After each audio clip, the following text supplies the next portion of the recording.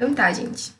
Só para avisar para quem chegou depois que eu deixei um linkzinho ali nas notas compartilhadas, mas não se preocupem, vocês não precisam abrir ele agora. É só uma simulaçãozinha que eu vou mostrar para vocês. E daí eu deixei o link ali, caso algum de vocês queira abrir depois para ir brincando no computador.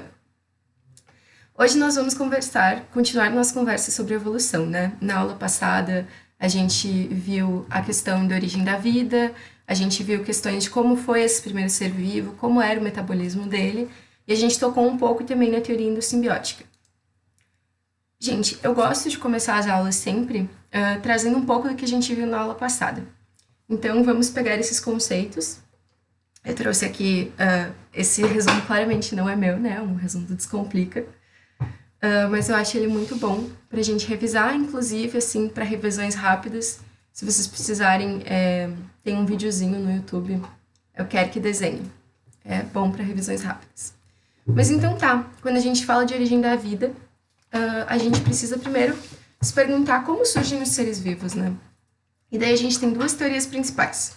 A gente tem a teoria da abiogênese, lembrem daquela questão de cortar as palavras. Então, a é um prefixo de negação, bio é vida e gênese é síntese, origem.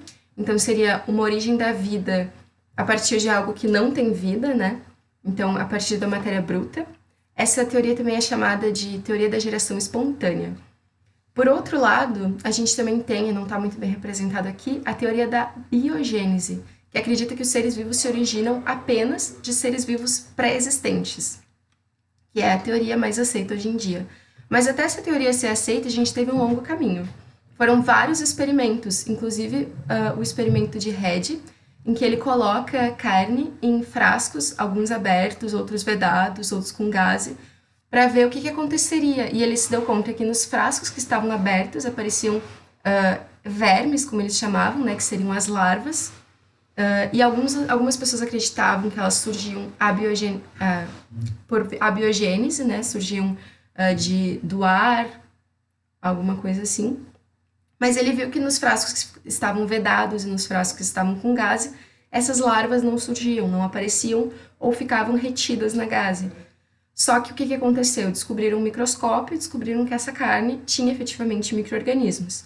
Então, a abiogênese continuou valendo. Um tempo depois, o Needham foi fazer um experimento para comprovar a abiogênese. O que ele fez? Ele pegou um caldo nutritivo, né, e aqueceu. Sim, Eduardo, eu tô gravando.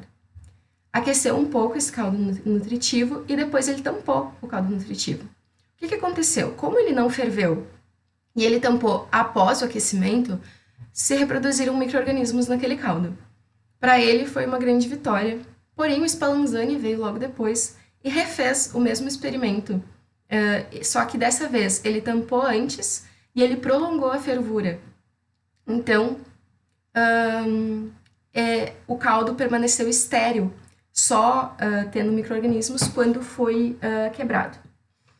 Então, o João tem uma ótima pergunta. Por que defendiam tanto a biogênese, né? Eu sei que hoje em dia parece um pouco estranho, assim, um pouco esdrúxulo, né? Mas vocês têm que pensar que hoje em dia a gente tem uma tecnologia muito diferente, né? A gente tem uma base científica, uma herança de conhecimento muito grande.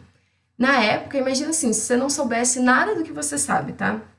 E aí você visse que sempre que você deixa a carne fora da geladeira, aparecem bichinhos. Só que ninguém tinha parado para observar como é que se desenvolviam esses bichinhos, no que eles se transformavam, porque a gente sabe que as larvas elas acabam eventualmente se transformando nos adultos, né, em moscas. Então eles viam essas duas coisas e eles relacionavam. Então, tipo, deve surgir a partir da carne. Porque sempre que eu coloco carne, aparecem essas larvas, então deve ser isso. Então, sim, vale para seres vivos, né? Eu não consigo te falar de nenhum exemplo com vegetais. Os exemplos, todos os conhecidos, são com animais. Mas a gente pensa em seres vivos no geral, a explicação é para seres vivos no geral. Mas então tá, o Spallanzani conseguiu, né, criar um caldo estéril. Mas por que ele não foi aceito, né? Vocês devem lembrar que eu falei que o Needham acreditava numa teoria chamada vitalismo. Então, ele acreditava numa força que a gente não conseguisse ver, que a gente não conseguisse sentir, mas que fosse a causa da vida, a origem da vida, assim. Alguém até brincou que parecia uma coisa meio de Star Wars. Deixa eu ver. Mesmo que não apareça uma mosca no pote, ele pode gerar fungos, né? Então, sim, mesmo sem a mosca, podem surgir fungos. Inclusive, isso é muito bom, obrigada, Greg, porque complementa um pouco o que eu estava falando para o João. Esses fungos, eles surgem, só que eles surgem a partir de esporos que estão no ar também. Então, se a gente for considerar, os fungos devem ter sido utilizados para tentar comprovar a biogênese. Nós não temos nenhum registro, pelo menos que eu saiba. Mas, teoricamente, se, por exemplo, nesse caldo fervido e tampado, eles não deveriam aparecer, porque são esporos que estão no ar que acabam germinando. E, gente, não fiquem nervosos. Eu acho que quando a gente começa a falar de microbiologia, fica aquela coisa assim de, meu Deus, existem bactérias e fungos e bichos em tudo quanto é canto. Mas a gente está numa situação de equilíbrio com eles, né? Uma situação saudável, normal, tudo certo. E daí o que aconteceu? Quem efetivamente comprovou a biogênese, né, que os seres vivos só se originam a partir de seres vivos pré-existentes, foi o Pasteur, com um experimento que é muito conhecido como o experimento do pescoço do cisne. Basicamente, ele replicou o que o Spallanzani fez, só que qual foi o pulo do gato? Em vez de ele fechar o pote, o frasco, porque fechando, o Needham dizia que tu tirava o ar, então tu tirava a propriedade vital. Ele aqueceu o vidro e o vidro acabou se dobrando. E daí, quando ele ferveu, essa água ela ficou retida nessas dobras, o que criou uma espécie de filtro. Então, os micro-organismos, tanto bactérias quanto esporos, ovos, por exemplo, não conseguiam passar. Então, esse caldo ficou estéril, continuou estéril. E daí, para comprovar que a fervura, por exemplo, não tinha matado nenhuma questão vital, ele quebrou o frasco. E depois de quebrar, mesmo depois de ter passado por esse aquecimento, surgiram micro-organismos, comprovando que esses micro-organismos estavam no ar. E, por fim, comprovando a biogênese. Mas então tá, a gente já sabe como é que surgem os seres vivos, vamos ver como é que surgiu o primeiro, porque se a gente tem seres vivos a partir de um ser vivo pré-existente, como é que teria surgido o primeiro? Aí a gente viu a teoria de Oparin e Haldane, que fala sobre uma atmosfera primitiva, rica em hidrogênio, em amônia, em vapor d'água e metânio. Eles acreditavam, né, que haviam chuvas constantes, né, tormentas, lembrem dos raios, e a gente não tinha oxigênio livre. Então a gente também não tinha ozônio. Por isso que como a gente não tinha uma camada de ozônio, a gente acabava tendo muitas radiações ultravioletas, que vocês vão ver na física e na química, que são radiações extremamente ionizantes. Então elas potencializam reações químicas. Tudo isso acabou caindo nesse grande mar, né, quando teve esse resfriamento, um mar que surgiu dessas chuvas, e acabou criando o que a gente chama de sopa primordial. Essa sopa primordial, ela passou por sucessivas reações químicas potencializadas por toda essa energia que estava no ambiente, e acabou gerando aminoácidos que depois acabaram gerando proteínas. Como é que a gente sabe, né? Por que é uma teoria e não é só, tipo, uma hipótese, por exemplo? É uma teoria porque alguns cientistas, como Fox e Miller, fizeram experimentos que comprovaram que nessa situação, com esses gases, com a chuva e com energia ultravioleta e com raios, tu consegue efetivamente conseguir aminoácidos. E lembra que teve também o Fox, que comprovou que esses aminoácidos, quando aquecidos a temperaturas muito extremas, conseguiam formar proteínas rudimentares. Aí a gente viu também uma questão de como teria sido o metabolismo desse primeiro ser vivo. Se ele era heterotrófico, fermentador, lembrem que era a forma mais simples conhecida, né? E daí depois teriam vindo os fotossintetizantes, com os fotossintetizantes a liberação de oxigênio, com a liberação de oxigênio o surgimento de heterótrofos aeróbicos. Ou então, mais recentemente, a gente descobriu algumas bactérias, algumas arqueobactérias, no fundo dos oceanos, em termas, em fontes termais, e descobriu que elas são quimiosintetizantes e que é um metabolismo ainda mais simples, o que pode indicar que elas tenham sido as primeiras. E daí aqui, só para completar, vocês lembram também sobre a questão de como se originou a vida no planeta. Temos as teorias cosmozoica, que acredita que tenham sido partículas do espaço que tenham germinado, ou também a teoria do criacionismo, que é a teoria religiosa, né? Bom, isso foi mais ou menos uma revisãozinha do que a gente viu. Alguma dúvida?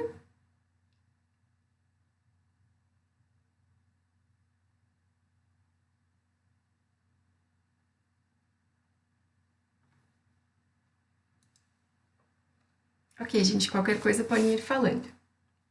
Então a gente vai entrar na questão o que é evolução, né?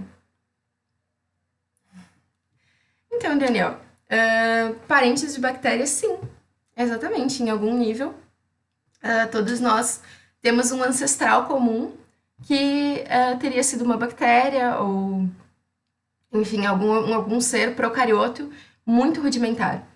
Realmente é uma loucura, mas se tu for pensar, é uma escala de tempo absurda, né? Entre a origem da vida e até aqui nós temos milhões e milhões de anos. Então, a evolução realmente é uma coisa muito doida e muito linda. E nós somos parentes de bactérias. Inclusive, as nossas mitocôndrias e as nossas mitocôndrias e os cloroplastos dos vegetais provavelmente teriam sido procariontes também que foram englobados. Lembrem da teoria endossimbiótica que a gente também viu. João, cientificamente é um debate bem grande. Para o vestibular, a gente vai ter que ler o contexto. Ele geralmente vai te indicar o que ele está te pedindo. Vocês podem fazer as questões que eu deixei ali para vocês. Se vocês tiverem alguma dúvida, podem conversar comigo. Mas costuma-se ter um direcionamento da questão. Mas então tá, o que é evolução? Acho que quando a gente pensa em evolução, a gente sempre pensa nessa imagem aqui, que a gente vê demais em camisetas e canecas e coisa e tal, de um macaquinho que começa a ficar ereto e vira um ser humano. Gente, isso está muito errado, tá? A gente criou essa ideia de que evolução é complexificação, é melhoria dos sistemas. E, na verdade, biologicamente, a evolução quer dizer mudança. Evoluir não significa necessariamente que a gente vai que a gente está indo em direção a um ser superior, como algumas pessoas um pouco megalomaníacas acreditam, né? Que o ser humano é o topo da cadeia alimentar, é o melhor dos seres existentes. Basicamente, a evolução ela é mudança e ela costuma ser representada na biologia pelos nossos cladogramas. Então, gente, a gente sempre vai ter um nó original, que é... Exato, Jéssica, especismo puro. A gente tem um nó original que vai ser o nosso ancestral. É o ancestral comum a todos os seres que tiverem aqui em cima. Então, por exemplo, como a gente estava falando antes, Daniel, provavelmente algum procarioto, alguma bactéria estaria bem na origem. A gente lê o nosso cladograma nesse sentido, gente. Peraí que eu vou pôr a flechinha do vetor. Então, aqui, ó, vocês veem a passagem do tempo em milhões de anos. E daí a gente vai vendo, a partir desse ser, desse ancestral comum, a gente tem o primeiro ramo. Então, aqui a gente tem o nosso primeiro ser. Aí a gente vai avançando, a gente tem um novo nó. O que isso significa? Que a gente teve o surgimento de uma nova característica. Então, uma característica diferente, que este ser aqui atrás não tem, mas estes seres aqui na frente todos vão ter. Então, não podemos dizer mais evoluído. É complicado. Eles evoluíram, sim, a partir um do outro, né? Mas são só tempos diferentes na evolução. Porque não existe essa relação de... falar mais evoluído muitas vezes traz essa ideia de que teria sido melhor. Mas, na verdade, a gente vai ver isso mais à frente, que a evolução, ela basicamente... exatamente, ela se relaciona com a adaptabilidade do ambiente. Como a gente está vendo aqui só uma questão de mamíferos, né? Nós temos alguns macacos e o ser humano, eles todos estão no mesmo ambiente. Só que pensem só, gente, se a gente tiver um porífero, por exemplo, tá? Que seria um dos primeiros animais, assim, que surgiram. Eles são animais que são fixos, não se preocupem, vocês vão ter isso na zoologia, tá? Eles são animais que são sésseis, né? Eles estão fixos no mar e eles só ficam fazendo filtração. Imagina a gente, tá? Nós, os pica das galáxias da cadeia alimentar, se a gente tivesse que ficar fixo embaixo do mar, só fazendo filtração. A gente não ia sobreviver, porque a gente não é adaptado para esse ambiente. A gente pode ter surgido depois no cladograma, mas se a gente ficasse no ambiente deles, a gente não ia conseguir sobreviver. O que quer dizer que a gente não é mais evoluído, a gente só é melhor adaptado ao ambiente que a gente está. Isso, exatamente, o nosso surgimento é mais recente. E nesse quadro também, nesse cladograma também, é o mais recente aqui em relação aos símios. Gente, a gente vai ter um momento específico em que eu vou conversar um pouquinho melhor sobre os cladogramas, mas vocês têm que saber fazer essa leiturinha aqui já a partir de agora, tá? Aqui em cima eles têm algumas classificações, o que vai englobando cada um, e pensem que cada nó vai ser uma diferença. E notem aqui, ó, nós temos um ramo que tem uma bifurcação, né? Aqui tem uma característica que só esses dois seres têm. Então, que esses seres aqui da frente não vão ter, nem esses aqui de trás. Só esses dois aqui têm. Eles têm, por exemplo, eles são mais aparentados, eles têm um ancestral comum mais próximo do que esse animal aqui e esse daqui, que tem esse ancestral comum só em relação. Pois então tá, né? A gente fala muito sobre evolução e, gente, lembrem que evolução é mudança, então a gente pode também chamar de transformismo, porque as coisas estão constantemente se transformando, em oposição ao fixismo, que é o que muitas vezes é pregado por algumas religiões. Só que eu não vou simplesmente chegar e dizer, gente, a evolução acontece, bora lá, próximo conteúdo. Como é que a gente comprova a evolução? Por que a gente bate tanto na tecla da importância da evolução e da evolução como um fato, não apenas como uma teoria ou uma hipótese? Primeiro a gente tem a questão dos fósseis. E aqui eu coloquei uma imagem que eu acho um pouco esdrúxula, porque eu acho que ajuda a lembrar. Mas, gente, fósseis não são apenas ossos, tá? Muitas vezes a gente tem no senso comum que o fóssil precisa ser aquele osso do Jurassic Park, por exemplo. Mas os fósseis, eles podem ser até mesmo fezes. Gente, fezes solidificadas, inclusive, são chamadas de cropólitos. Elas podem ser estudadas e elas podem nos dar muitas informações em relação àquele ser vivo. Os fósseis, na verdade, são todos os rastros de que algum ser vivo anterior esteve lá. Nossa, que legal, Vitor. Paleontologia deve ser incrível. E, assim, vamos falar um pouquinho, então, desses fósseis, só para vocês terem uma ideia. Esse tipo de fossilização aqui é chamado de mineralização. Gente, vocês não precisam ficar decorando essas coisas, tá? Pensem comigo. Mineralização por quê? Porque esse osso, essa parte dura, ela vai ficar numa rocha, então os minerais da rocha vão ir entrando, e é por isso que aquilo ali fica conservado. Só que a gente pode ter também uma fossilização por congelamento, por exemplo.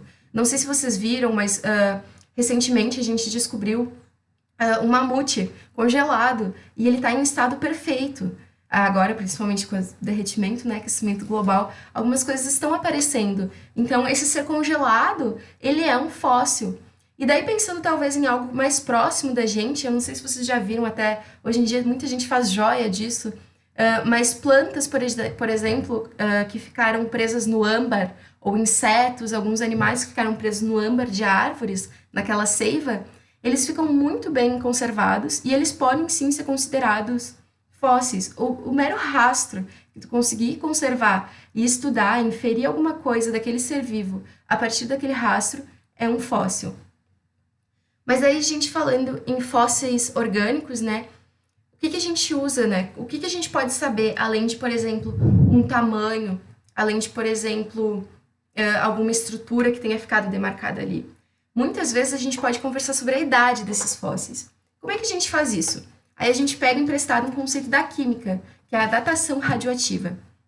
Vocês vão ver isso com muito mais detalhe na química, mas basicamente existem alguns átomos que eles são radioativos. Então, o que significa? Eles estão constantemente emitindo partículas, tá? E na nossa atmosfera, a gente tem o carbono 14. Eu sei que o que a gente conhece melhor é o carbono 12, né? É o isótopo mais estável, com certeza. Só que por reações que acontecem no ambiente com nitrogênio, o carbono ele acaba mutando para carbono 14 e todos os seres vivos têm carbono 14 na sua composição, inclusive numa taxa conhecida. Então, gente, nós, enquanto estivermos vivos, a gente tem carbono 14. Por quê? A gente se alimenta de vegetais. E esses vegetais, lembrem da fotossíntese, eles fixam o carbono que está no ambiente. Então, consequentemente, eles acabam fixando o carbono 14. Então a gente come esses vegetais, come animais que comeram esses vegetais e a gente fica com carbono 14 no nosso corpo. E daí o que que acontece? Quando a gente morre, a gente para de, de comer, né? A gente para de comer, então a gente para de absorver carbono 14. E daí esse carbono 14, ele vai começar a se degradar, né? Porque ele está sempre emitindo essa questão radioativa.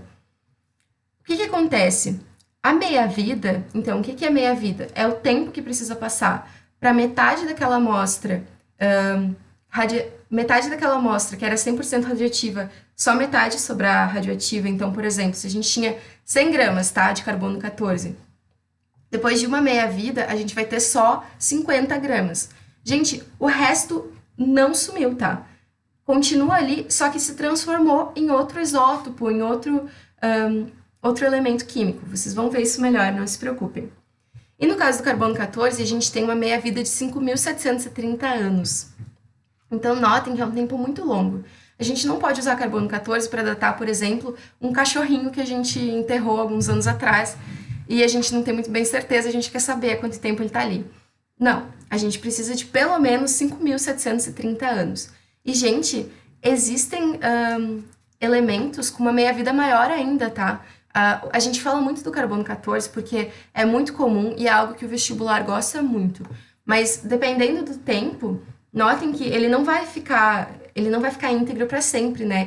Como ele está se desintegrando. Então, nós temos elementos que têm propriedades, assim, uma meia-vida maior ainda, para a gente poder datar esses seres que são mais antigos. Deixa eu ver aqui o chat. Como a tecnologia atual, será que tem como criar seres extintos? Olha, adoro, adoro essa questão. Acho que é algo que, assim, a ciência, ela trabalha muito, né? Mas é bem complicado, porque a gente esbarra em muitas questões de bioética, né? Porque a gente tem que pensar que toda tecnologia que a gente consegue reproduzir em animais, a gente também fica tentando reproduzir no ser humano, né? Então a gente tem algumas limitações da comunidade científica. Não sei se seria possível, tá? Não sei se Jurassic Park, por exemplo, seria algo viável. Existem até alguns vídeos de alguns cientistas comentando e falando sobre como seriam essas coisas. Mas, teoricamente, a gente teria, assim, se fosse um ser que a gente tem informação, mas é muito complicado, gente. Teria que ter muitas células-tronco, enfim. É um ótimo livro, mas, na realidade, complicado.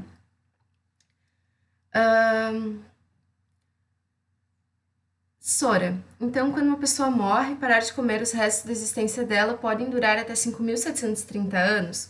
Então, tudo vai depender das condições em que esse corpo ficou e qual era o ambiente, né? E também vai depender... Gente, desculpa. Inclusive, eu tenho que voltar aqui. A gente não sei se a gente usa muito carbono 14 para datar corpos humanos, tá? Mas tu pode pensar, por exemplo, nas múmias. As múmias são corpos humanos que passaram por um processo que auxiliou a mantê-las intactas, né? Então elas são como se fossem fósseis. E a gente tem múmias de bem mais tempo. A gente tem, inclusive, algumas que a gente não consegue datar direito com o carbono 14.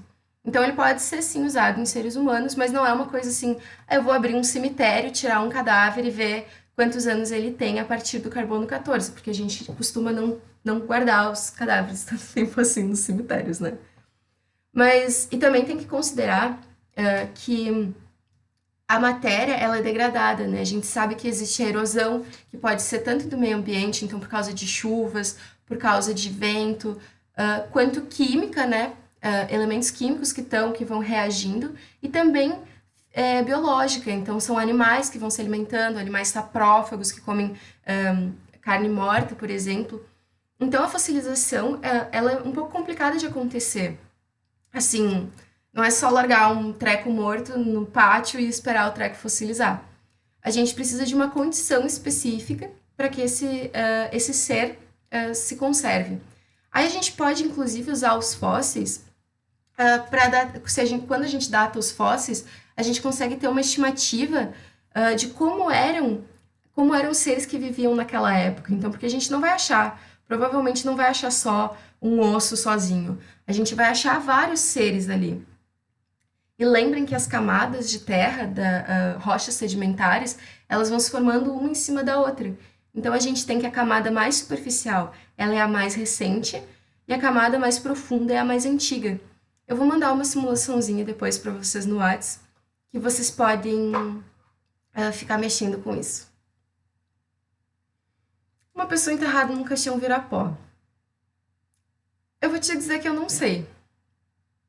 Talvez depois de muito, muito, muito, muito tempo. Porque, na verdade, primeiro o que acontece é a degradação dos tecidos, né? Então, é um pouco nojento, vira meio que uma gosminha. Mas os ossos, eles são muito resistentes. Porque eles têm minerais dentro deles, né? Eles têm cálcio. Então, eles são muito resistentes, gente. Bah, Jéssica, eu não sei te dizer o tempo, assim. Realmente não é a minha área.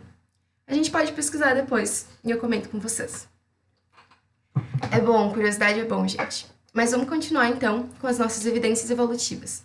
A gente também tem uma questão chamada de anatomia comparada. Gente, quem quer alguma coisa que trabalhe com seres humanos, então medicina, educação física, vocês vão ter na faculdade uma cadeira muito legal que se chama anatomia. O que a gente vê nessa cadeira? A gente trabalha o corpo, né? A gente vê a posição dos órgãos uns em relação a outros, enfim. E na anatomia comparada, basicamente, a gente consegue comparar os corpos de diferentes seres. Aqui, por exemplo, a gente tem uma nadadeira de um golfinho e o braço de um ser humano. O que acontece? A gente sabe que os seres vivos que estão aparentados evolutivamente, então, que eles têm um ancestral comum, naquele cladograma que a gente mostrou, eles têm estruturas muito parecidas. Vocês vão ver aqui, mas não é tão parecido assim, tipo... Mas, gente, os ossos, eles têm até o mesmo nome, tá? Eles são realmente muito parecidos. O golfinho, ele também tem o húmero, a ulna, o rádio, os carpos. Igualzinho a mão de um ser humano, só que o formato, ele acaba sendo diferente porque ele tem uma função diferente, né? Está num ambiente diferente. Mas se a gente for comparar, por exemplo, a nadadeira de um golfinho com a asa de um inseto, talvez o formato seja mais parecido, mas não tem nada a ver, gente. Já uma asa de um morcego é parecido, por quê? Porque o golfinho, o morcego e o ser humano são mamíferos. Malu, sim, a aula vai estar gravada e ela vai para o YouTube depois, não te preocupa. A gente vai falar mais um pouquinho depois de anatomia comparada, porque eu vou falar para vocês o nome desses órgãos.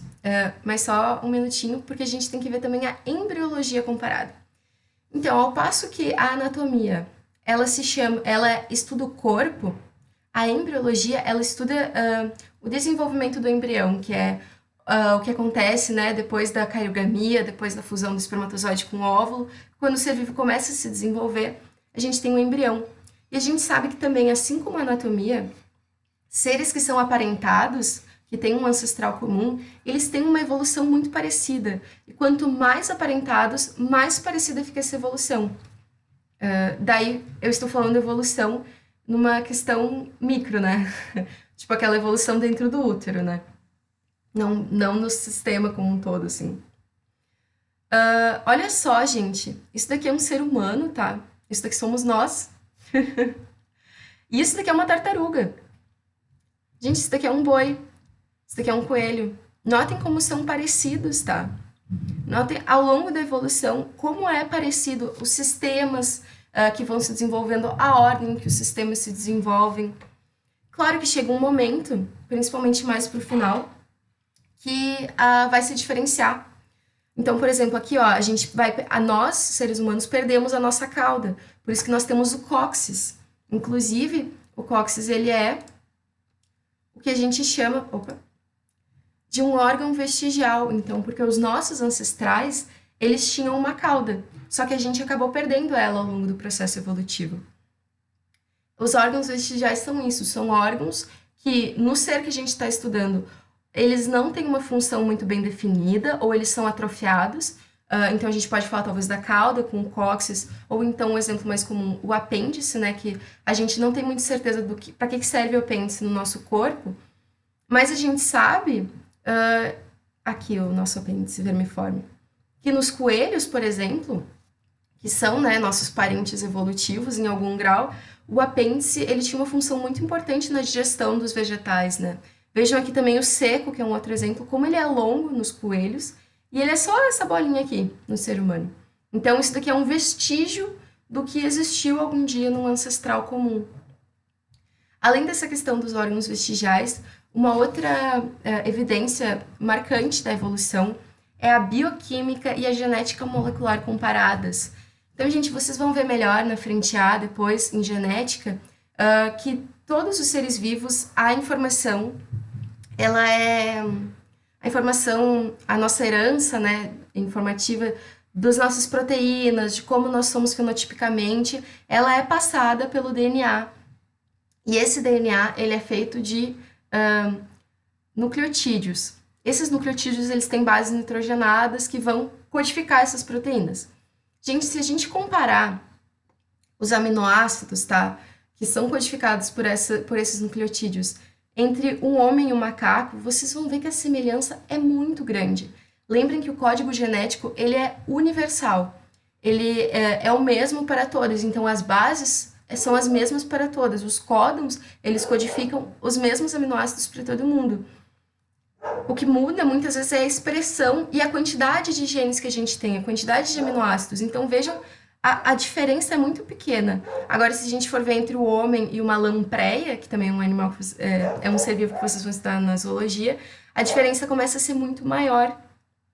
Então, são todas questões que ajudam a ver, a comprovar a existência da evolução. Eu me distraí um pouquinho porque eu vi ali a questão do peitoral, né?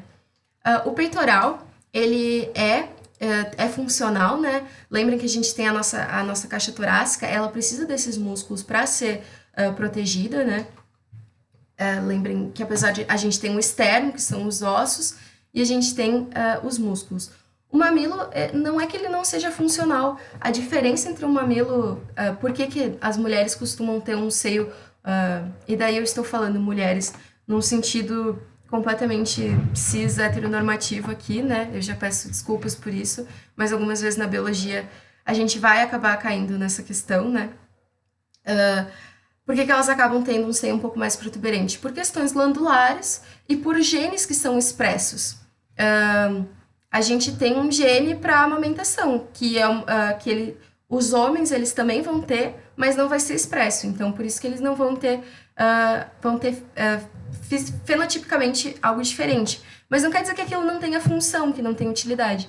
Às vezes também pode ser uma questão evolutiva, porque a gente não perde um órgão ou uma marca fisiológica instantaneamente, né, do dia para a noite. É algo que acontece ao longo de milhares e milhares de anos.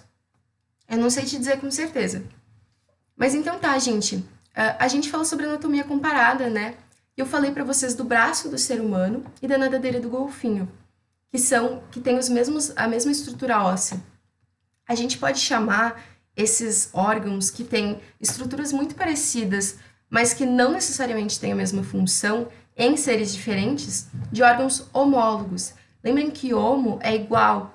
Então, são órgãos que são parecidos, né? Eles vieram de um mesmo lugar. O que acontece? A gente tem um mecanismo que se chama irradiação evolutiva. E o nome é bem autoexplicativo mesmo, porque a gente vai irradiar de um ser vivo, de um ancestral comum, a gente vai ter vários seres vivos diferentes. Aqui a gente tem um exemplo do que aconteceu. Por exemplo, se a gente pensar, depois que foram extintos os dinossauros, tá? A gente sabe que caiu aquele meteorito, não foi necessariamente a queda do meteorito, né? O choque que matou eles, porque teve uma série de mudanças no ambiente, que provavelmente foram elas que levaram à morte dos dinossauros.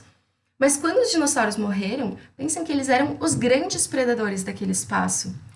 Quando eles morreram, aquela cadeia alimentar, que é algo que a gente vai trabalhar também no futuro comigo, ela ficou sem predador.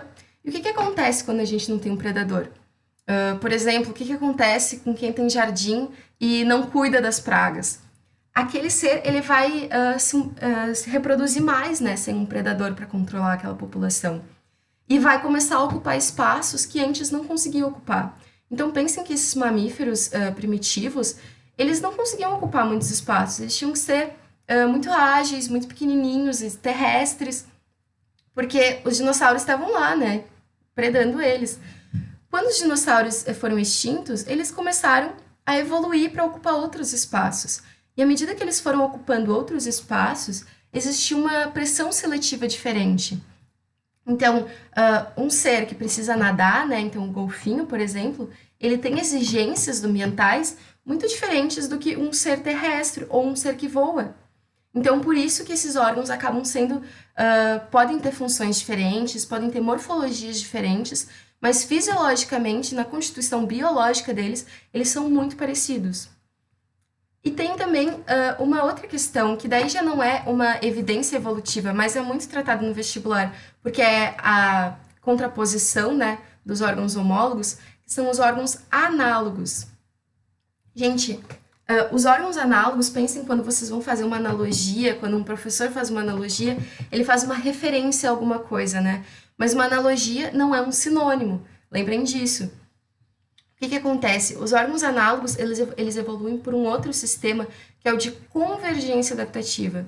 Então, se por um lado a gente tem uma irradiação que vai sair, né, se abrir de um ponto, a convergência é ao contrário, ela vai sair de vários pontos e ir para um mesmo ponto.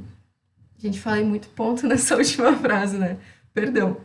Mas então eles vão convergir. E pensem, a adaptativa eles estão convergindo para se adaptar melhor àquele ambiente. Então, se a gente tem seres que são completamente diferentes, por exemplo, um inseto, que é um artrópode, e uma ave, a gente sabe que eles são completamente diferentes biologicamente, né? Só que ambos voam. E para voar, existe um modelo que é mais propício. Então, os seres que voam costumam ter asas. Só que a gente vai ver a asa do inseto, ela é feita de quitina. Só. É isso. Já a asa da ave, ela é bem mais complexa, ela tem ossos, ela tem músculos, ela tem penas. Lembrem, isso não quer dizer que um é melhor do que o outro. Afinal, ambos conseguem voar, ambos estão adaptados a esse ambiente. Eles simplesmente são diferentes. E é isso que a gente chama de órgãos análogos. Alguma dúvida até aqui, gente? Em relação às evidências evolutivas? Então tá. Daí a gente vai entrar no que a gente chama, propriamente daí, das teorias evolutivas, né? O que aconteceu? Ok, a gente viu que os seres vivos evoluem. Mas como que isso acontece, né?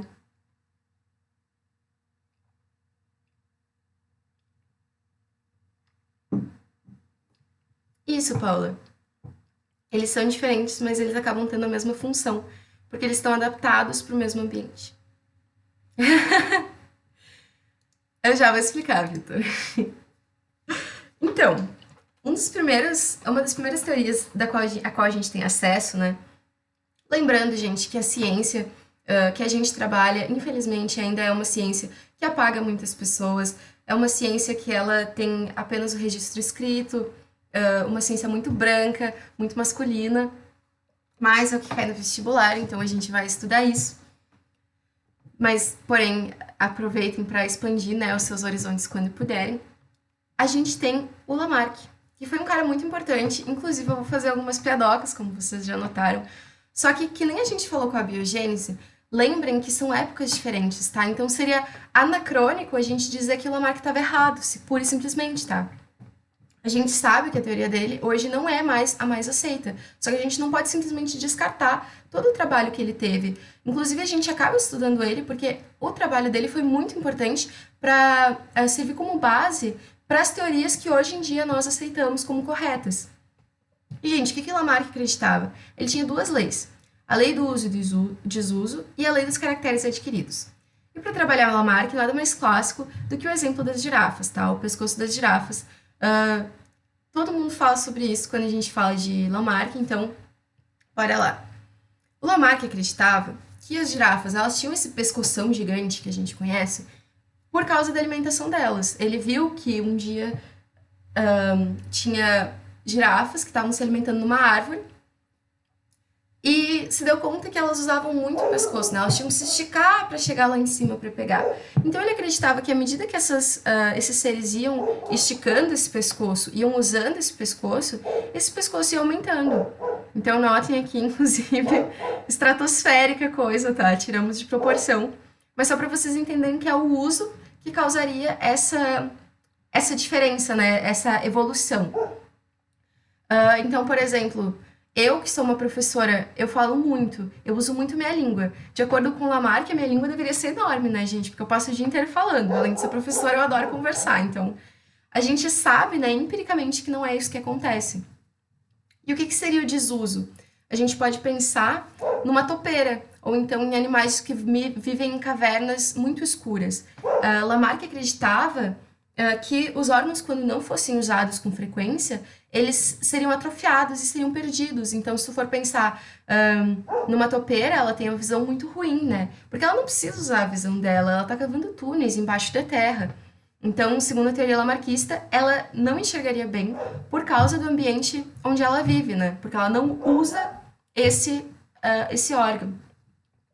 E daí a gente tem a lei dos caracteres adquiridos, que é a forma como a gente passa essas informações que a gente adquiriu. E os músculos? Então, de acordo com Lamarck, uma girafa pescoçuda teria filhotes pescoçudos. Então eu sempre trago essa imagem porque eu acho que ela é a melhor forma de a gente lembrar dos caracteres adquiridos.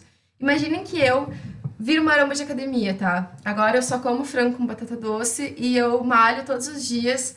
E eu conheço um outro maromba de academia, me apaixono e a gente tem um bebê. Gente, o bebê não vai nascer maromba de academia. Não é assim que funciona. Existem caracteres, sim, que são herdados, né? Mas esses são caracteres específicos que estão nas nossas células germinativas.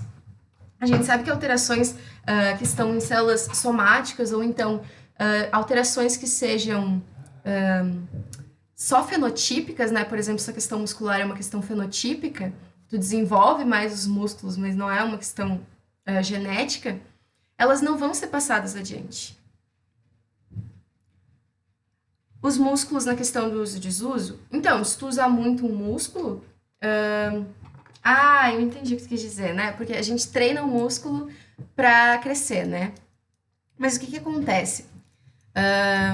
Apesar de parecer que é por a gente estar fazendo muito exercício que aquele músculo vai ficar maior e se a gente parar de usar, ele vai ficar menor, não é por uma questão de... Não é bem isso, não é bem essa lei do uso e desuso. Realmente acaba havendo um ganho muscular, né? Se tu fizer muita academia e se alimentar de uma forma adequada, tu tem um ganho muscular, mas não é um caso lamarquista. Até porque se a gente for pensar, aqui a gente está falando de evolução, então a gente está pensando numa linha de tempo muito maior, tá? Não é assim, tipo, eu sempre falo do bebê, né? Essa brincadeira.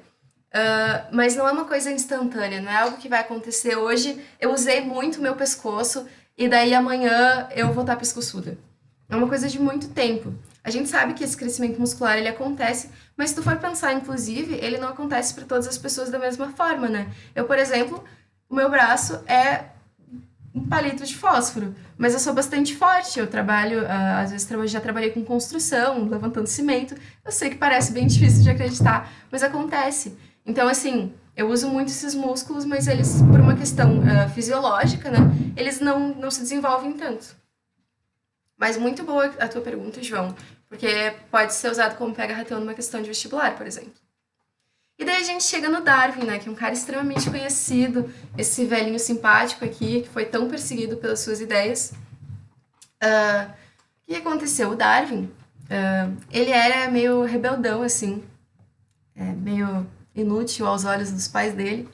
Então resolveram largar ele num barco para dar uma banda, sabe? Tipo, sai da minha vista. E assim ele começou sua viagem no Beagle, que é uma viagem muito conhecida também, outra história que todo mundo sempre fala, né? E o que aconteceu? Ele conheceu vários lugares do mundo, tá? E à medida que ele foi conhecendo esses lugares, ele foi analisando as plantas, os seres vivos, os animais, tudo que tinha nesses espaços. E ele começou a notar não apenas diferenças, né? Porque claramente, se a gente for pensar na costa brasileira e na costa africana, a gente vai reconhecer muitas diferenças, mas ele também começou a ver semelhanças entre aqueles lugares. Então, novamente, a costa brasileira e a costa africana, vocês vão ver por causa dessa questão da Pangeia, né, dessa evolução do planeta Terra, existem ancestrais comuns a esses seres que são tão diferentes e estão em espaços que não se comunicam mais, né? São espécies diferentes já, mas em algum momento eles tiveram um ancestral comum. E o Darwin começou a notar isso. Por quê? A partir dessas observações, ele foi vendo que dependendo do ambiente em que esses seres estavam, existiam diferenças que se repetiam em ambientes parecidos. E daí ele criou a teoria que a gente chama de seleção natural. Gente, ele não criou isso sozinho, tá? A gente tem essa coisa muito de achar que certas pessoas eram gênios incríveis que do nada tiveram ideias brilhantes e geniais. Ele teve, claro, muito do mérito, um estudioso muito importante, mas existiram outras pessoas também, por exemplo, o Wallace, que é um cara que a gente quase nunca fala, ele teve a mesma ideia, só que ele não publicou. Ele mandou uma carta para o Darwin falando sobre essa ideia dele, e daí o Darwin ficou tipo, poxa, outra pessoa do outro lado do mundo, que fez um estudo completamente diferente do meu, pensou a mesma coisa do que eu. Alguma coisa deve estar certa, sabe? Mas então, o que essa seleção natural ela diz? Gente, novamente, senso comum, tá? Cuidado. Não é a seleção dos mais fortes, tá? Inclusive, porque senão daí eu já tinha sido eliminada. É a seleção dos mais aptos. Tu vai ver a adaptação para o teu meio ambiente. O que é a adaptação, né? É tu conseguir viver da melhor forma possível naquele espaço. Sim, Vitor, esse é um outro exemplo também.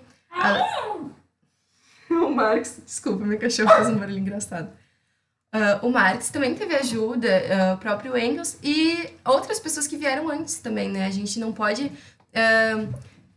excluir essa ancestralidade que a gente tem, né? Essa herança de saberes. Mas então tá. O que acontece? A adaptação é tu ter condições melhores, digamos, de viver em um determinado ambiente. O exemplo mais clássico, que foi estudado por Darwin, inclusive no livro dele A Origem das Espécies, né? Muito conhecido, foi o bico dos tentilhões, que são esses passarinhos aqui. Ele notou que em diferentes partes de uma ilha existiam pássaros com bicos muito diferentes. E daí ele foi ver que isso se devia principalmente a uma questão alimentar. Então, por exemplo, esse tentilhão aqui, ele tem um bico muito grosso. Se ele precisar pegar um inseto, por exemplo, que tiver dentro de uma casca de uma árvore, que tiver um buraco fininho, ele não vai conseguir. O bico dele é muito grande. Por outro lado, talvez esse daqui conseguisse se alimentar desses insetos que estivessem escondidos. Mas se esse daqui quiser quebrar alguma coisa, tipo uma noz, com o bico dele, não vai aguentar. É muita força. Mas esse daqui que tem um bico mais grosso consegue quebrar essa noz com facilidade. Aqui tem, inclusive, uma comparação com diferentes tipos de alicates e pinças, né? Então, pensem que esses bicos, eles são diferentes porque eles estão em ambientes diferentes, né? Esses animais sofreram uma pressão ambiental diferente, que fez com que fossem selecionados os mais adaptados. Só que como é que isso acontece, né? Não é assim, ok, você ganhou um prêmio, você está selecionado para sobreviver, bora lá, você deu certo. Gente, os seres vivos, eles precisam se reproduzir, né, para manter a espécie. E os seres que estão melhor adaptados, eles têm mais chances, mais sucesso de sobreviver mais tempo. Se tu sobrevive mais tempo, tu tem mais chances de acasalar e de ter filhotes. Porque, por exemplo, esse ser aqui, se só tivesse nozes e não tivesse insetos, ele morreria muito cedo. Ele não conseguiria sobreviver, ele não teria tempo de ter filhotes. Deu para compreender direitinho o que é a seleção natural? Então tá, eu acho que um ponto muito importante a gente ver também é que, assim, a teoria de Lamarck e de Darwin sempre são vistas como antagônicas, né? E elas realmente têm muitas diferenças, gente, só que elas têm um ponto em comum essencial, que é o ambiente. É a interação do ambiente com os seres vivos. É essa questão de adaptação, né? apesar de Lamarck acreditar que o ambiente é uma causa dessas transformações, uma causa dessas adaptabilidade, né? Então, você, a cobra tem um chocalho mais silencioso porque fazendo barulho ela era morta. Então, o ambiente determinou com que ela tivesse que ser mais silenciosa. O ambiente causou com que ela fosse mais silenciosa. Porque ela parou de usar. Gente, desculpa, eu me confundi toda aqui, tá? Eu vou começar de novo. Se a gente pensar numa cobra que tem um chocalho, ela faz muito barulho. E daí, por exemplo, isso é complicado com predadores, ou então com presas, inclusive. O que Lamarck diria? Que por causa desse barulho, por causa desse ambiente, essa cobra parou de usar o chocalho, entrou em desuso, e daí esse chocalho ou foi perdido ou foi silenciado. Agora, o que Darwin diria? Darwin acredita que o ambiente ele seleciona, ele não causa nada, gente. Ele não é assim, tipo, o ambiente socando as pessoas e forçando elas a fazerem as coisas. Apesar de às vezes parecer um pouco que seja assim. O ambiente ele só vai selecionar a mutação que for mais adaptada àquele ambiente. Então, as cobras que tinham um chocalho muito barulhento, elas não conseguiam se alimentar direito, porque as presas ouviam elas vindo e fugiam. Já as cobras que tinham um chocalho silencioso, elas conseguiam se alimentar, então elas sobreviviam mais e tinham maiores chances de terem filhotes e passarem adiante essa mutação. Oi, Victor, pode falar.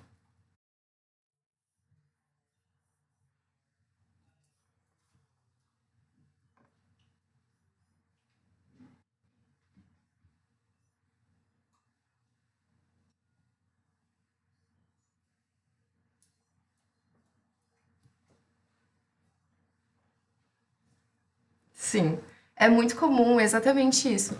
E, gente, para sanar essa questão, é muito importante a gente lembrar dessa questão de tempo. A gente está falando uma questão temporal muito grande. As mutações, e daí isso é algo assim, teve um problema na teoria de Darwin. Ele não conseguia explicar por que que, como é que surgiam essas diferenças, tá? Então, ele sabia que existiam, por exemplo, aqui falando do exemplo do pescoço das girafas, ele sabia que existiam girafas com diferentes tamanhos de pescoço. E que as girafas que tinham um pescoço maior sobreviviam mais, tinham mais chances de ter filhotes, tá? Inclusive, gente, só um parênteses, as girafas, elas comem geralmente no chão, é bem engraçado de ver. E o pescoço grande é porque elas se dão pescoçadas, elas brigam assim. Mas então, deixa eu ver, no caso, essa cobra não poderia usar o chocalho. Isso é uma outra questão, tá? Só por um ser não ser necessariamente o mais adaptado, não necessariamente quer dizer que ele vai ser extinto. As chances são grandes. Mas também, novamente, uma questão de tempo. E tu pode. Não necessariamente tu vai ser extinto, tu vai ter uma mutação, tu vai ter alguém depois que vai vestir um filhote, né? Que vai ter uma característica diferente. Então, não é bem uma extinção, porque ainda é a mesma espécie. Mas aquele ser específico, sim, provavelmente vai deixar de existir ou vai ocorrer com muito menos frequência, porque ele não vai sobreviver. Mas o que eu estava falando? Da questão do... O que o Darwin não conseguiu explicar, né? Ele não conseguiu explicar por que esses seres eram diferentes e como surgiam essas diferenças. Então, isso foi um grande problema. Inclusive, a teoria de Darwin não foi aceita em seguida. E vocês vão ver depois que a teoria que a gente usa hoje é a teoria neodarwinista. É uma teoria nova, né? E daí eu vou explicar um pouquinho melhor depois para vocês essa questão das diferenças. Mas lembrem da questão temporal, para evitar de cair nessa pegadinha de é uma força mística que existe que causa essas coisas. Não, gente. O ambiente seleciona. Aí a gente pode pegar... Eu vou tentar compartilhar a tela aqui e mostrar para vocês a nossa simulação. Me avisem se vocês estão enxergando.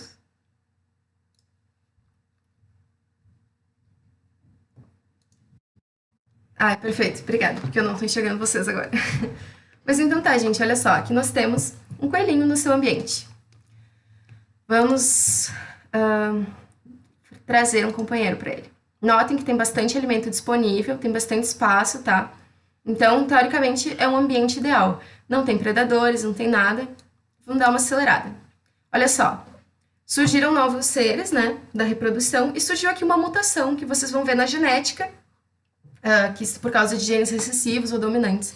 Vejam que se a gente deixar eles simplesmente se multiplicarem no ambiente, eles vão até onde descem.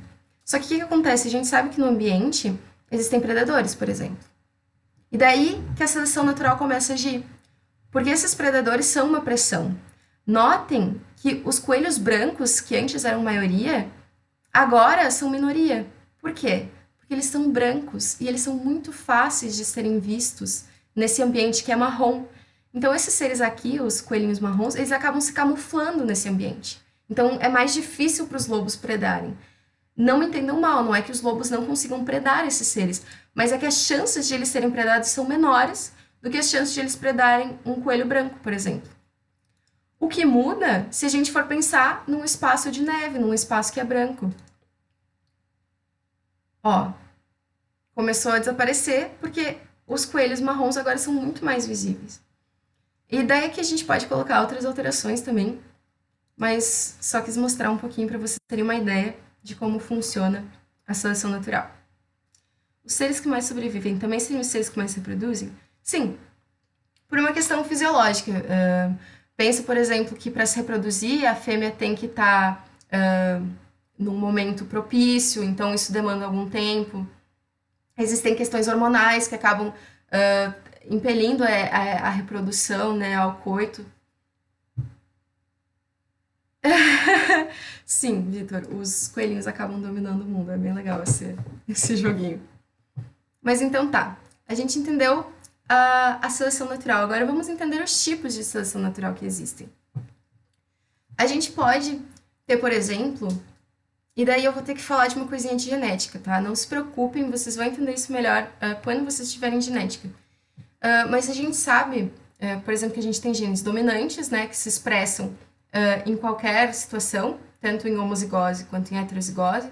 Então, azão, azinho, azão, azinho, azão, azão, azão, azinho. E os recessivos, que só se expressam em homozigose. Então, quando eles estão com azão, eles não se expressam. E daí a gente vai cada um gerar um genótipo. Aqui simplificando muito essa questão genética, tá? Então, pensem que cada uma dessas barras é um genótipo com um fenótipo diferente. Então, o genótipo é o que tá essas informações, e o fenótipo são as características que a gente vê, que a gente percebe. Então, eu tenho... O meu fenótipo são olhos marrons. Então, aqui a gente tem 3 fenótipos diferentes. A seleção natural, ela pode funcionar ou de uma forma direcional, então, ó, ela está escolhendo um lado, e é um extremo. Então, aqui, por exemplo, a gente pode ter bactérias que são resistentes a antibióticos. O que acontece, gente? Se a gente não tomar o nosso antibiótico direitinho, tá? Por exemplo, são 7 dias que eu tenho que tomar amoxicilina, porque eu tô com uma infecção na garganta. Mas depois do 5º dia, eu já tô me sentindo melhor.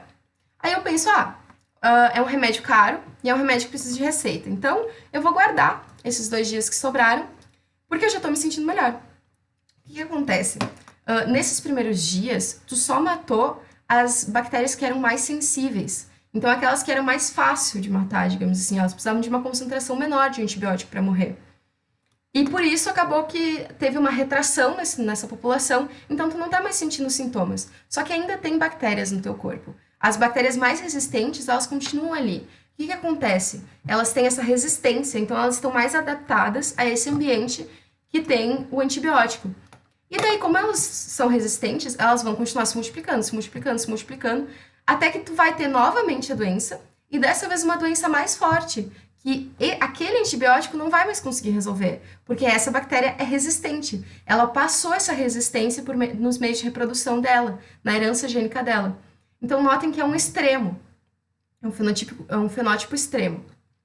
Ou a gente pode ter uma seleção estabilizadora. Pensem que uma coisa que tu tenta estabilizar, tu não pode nem para um lado, nem muito para o outro. Então, tu vai ficar mais centrada.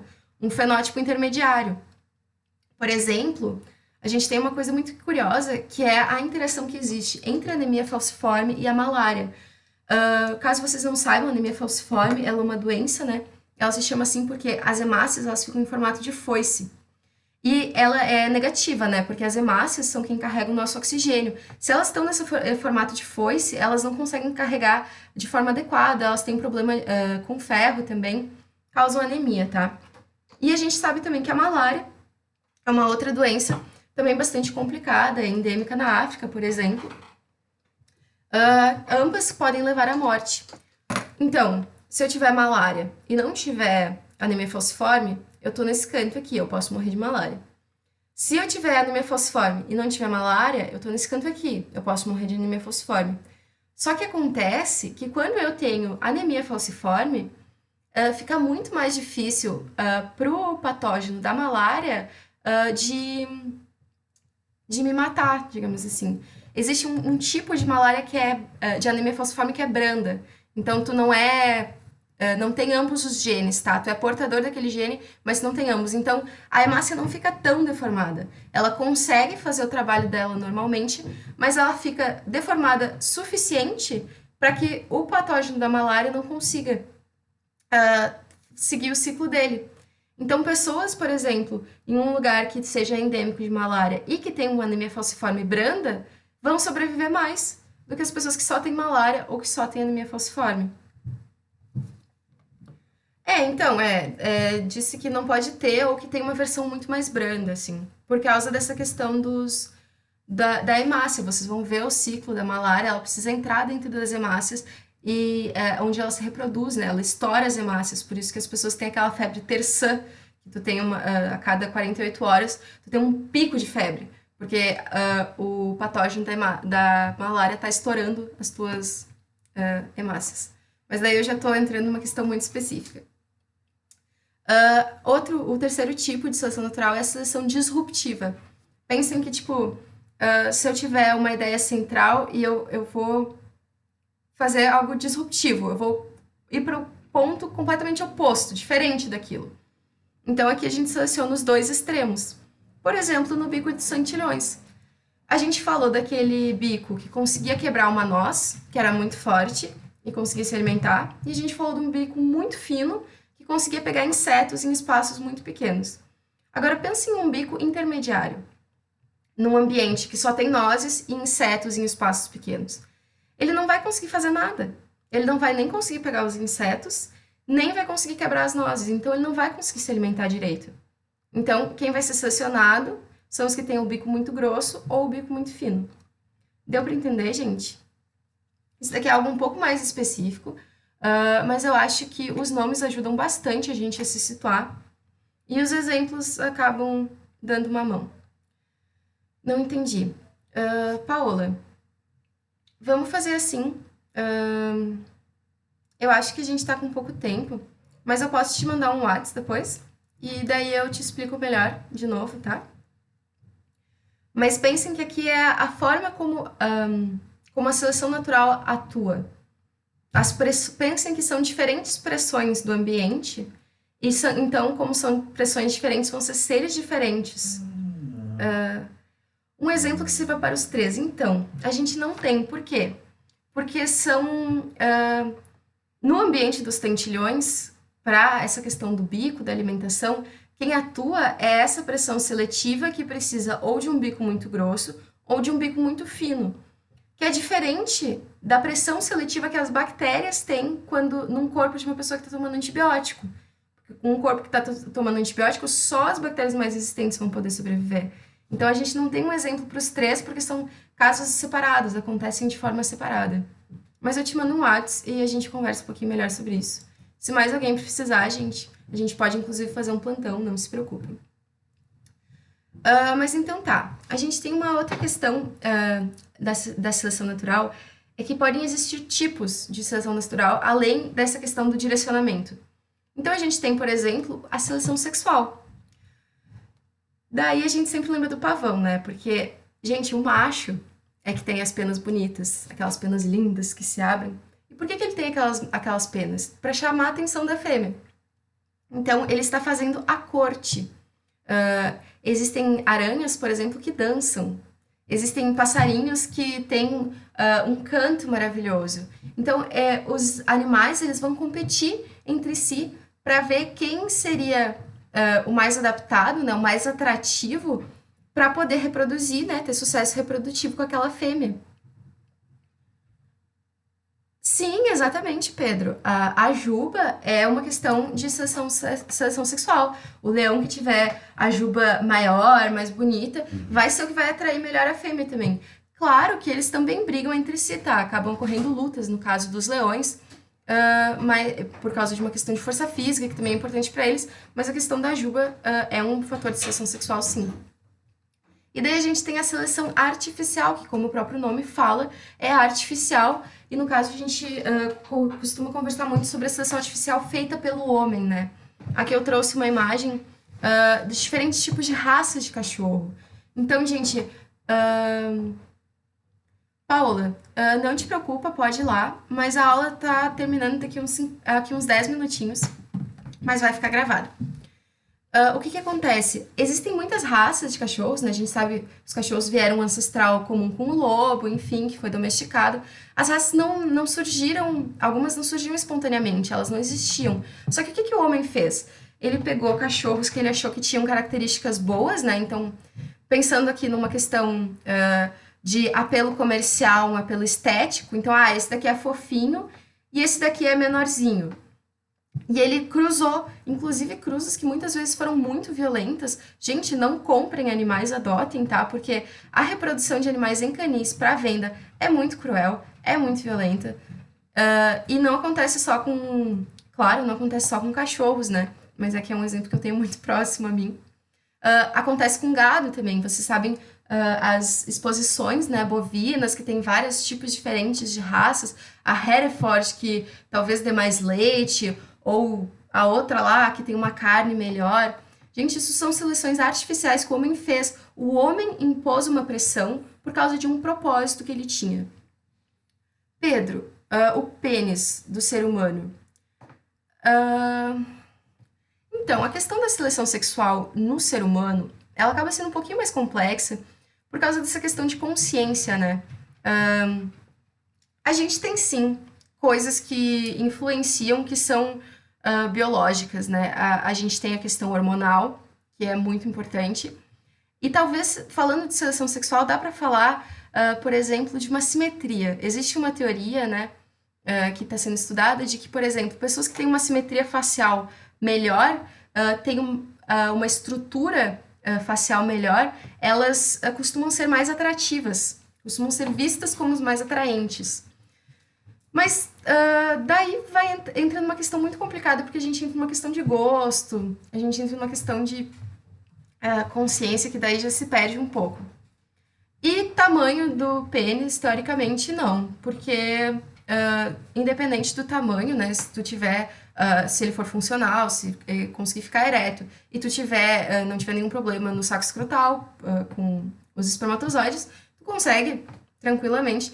Inclusive, gente, tamanho tanto não é documento que uma pessoa pode machucar a outra, né, se tiver o pênis muito grande.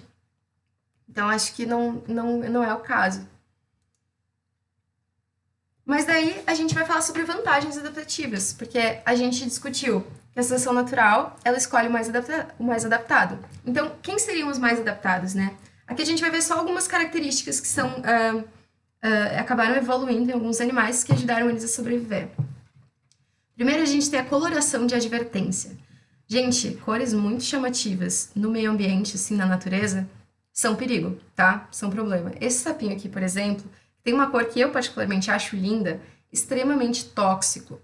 Muito tóxico, assim, de você encostar e você já tem que ser levado no hospital.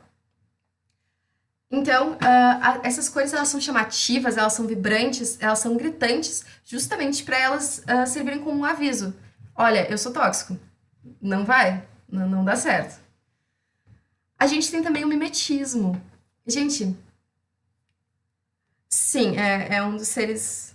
Não sei se é o mais tóxico, acho que na verdade isso é uma água-viva que tem lá na Austrália ou alguma aranha. Não sei, deve ser na Austrália ou na Nova Zelândia, mas definitivamente extremamente tóxico. Mimetismo. E daí a Jéssica falou da coral, né? Exatamente. O que que acontece? O mimetismo é quando um ser que não é tóxico, e não apresenta nenhum risco, ele consegue adquirir características que fazem com que ele pareça ser tóxico ou que apresente um risco para outros seres. Então, por exemplo, a coral verdadeira, ela é extremamente tóxica também, gente, tá? Vocês precisam de soro antiofídico, é extremamente perigoso. Já a coral falsa, ela é bem tranquila, tipo, se ela te morder, não vai acontecer nada, inclusive, já aconteceu, picada por uma coral falsa, também. O que acontece? Elas são muito parecidas. É muito difícil tu distinguir. Por exemplo, quem mora no interior, né, e tá um pouco acostumado, tu pode virar a coral. Daí também, né, como é que tu vai chegar perto o suficiente para virar? Haja coragem. Tu vira a coral, tu vai ver que os círculos dela não são completamente fechados, e que eles são um pouquinho mais triangulares.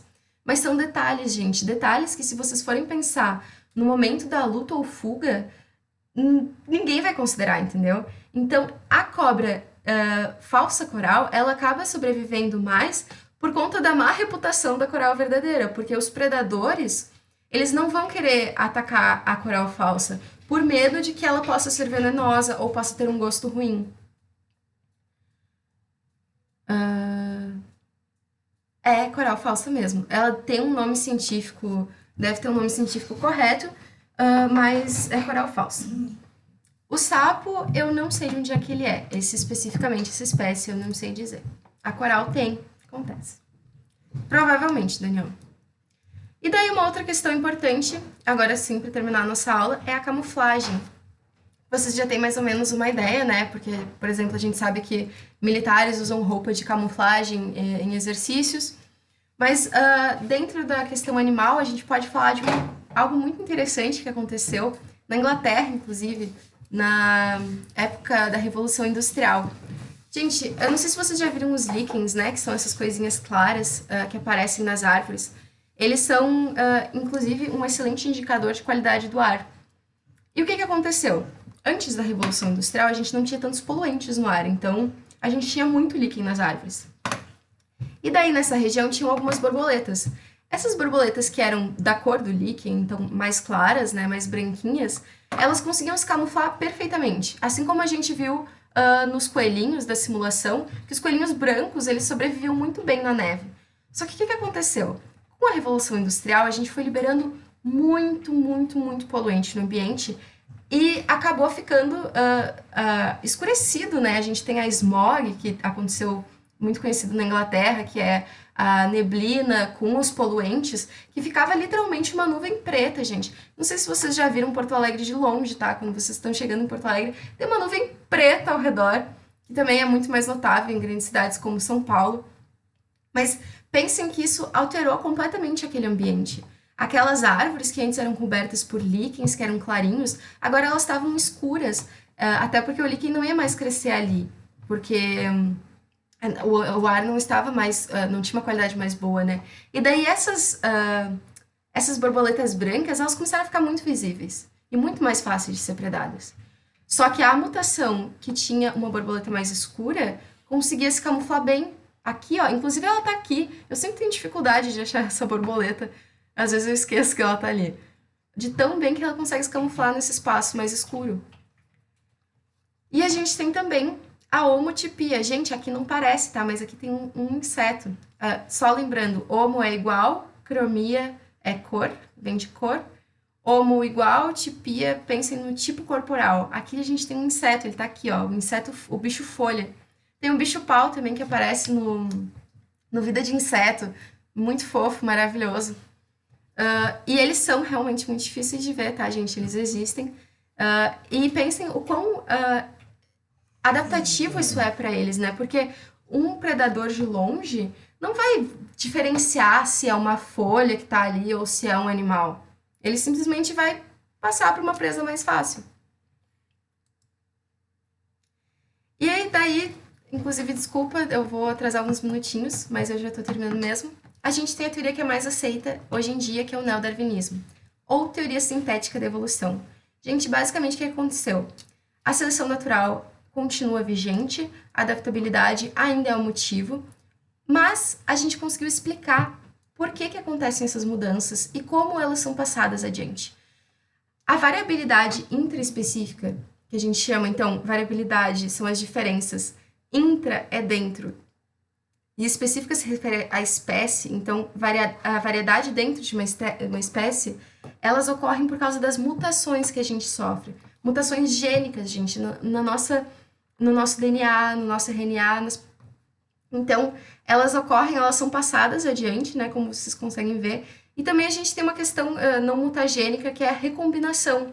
Quando acontece o crossing over, vocês vão estudar isso melhor, mas a gente tem troca das perninhas de cromátides não homólogas, né?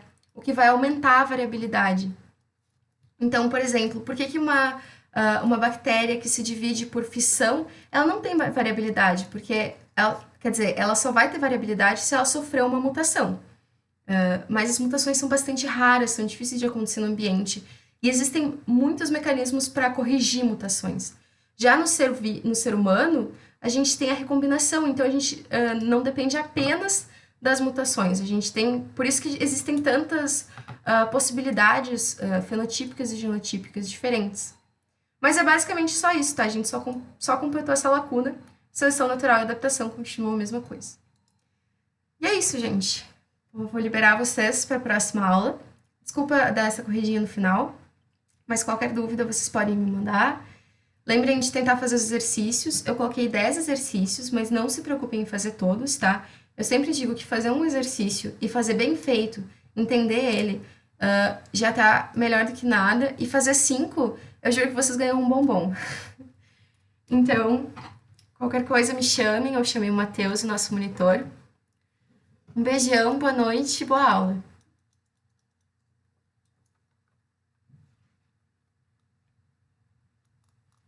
Também vale para cavalos de corrida? Sim, Laura, é seleção artificial. Vale sim para cavalos de corrida. Eles costumam pegar, por exemplo, os animais mais velozes, né? Costumam ser os de sangue puro, que eles chamam. Então, tem uma questão de seleção artificial ali sim. A maioria dos animais de competição ou de venda, que são vendáveis, tem uma questão de seleção artificial. Pode acontecer, inclusive, com frutas, né, que a gente vê no Zafra, e as frutas acabam sendo muito diferentes das que a gente vê na feira, por uma questão também de seleção artificial.